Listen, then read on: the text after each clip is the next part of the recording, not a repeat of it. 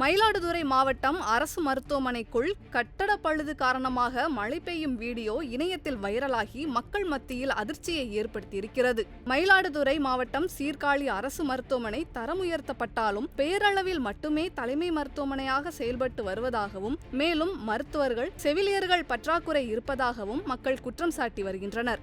இந்நிலையில் மயிலாடுதுறை மாவட்டத்தில் பெய்து வரும் கனமழையால் சீர்காழி அரசு மருத்துவமனையில் கட்டட பழுது காரணமாக மருத்துவமனைக்குள் மழை பெய்து குளம்போல் மழைநீர் தேங்கி இருக்கிறது.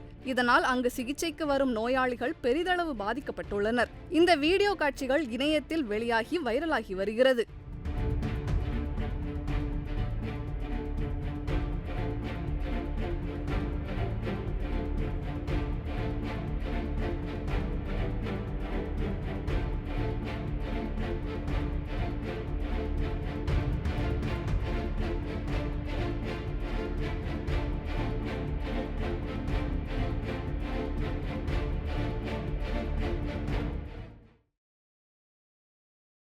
செய்திகளை உள்ளது உள்ளபடி தெரிந்து கொள்ள ரெஃப்ளெக்ட் நியூஸை சப்ஸ்கிரைப் பண்ணுங்க.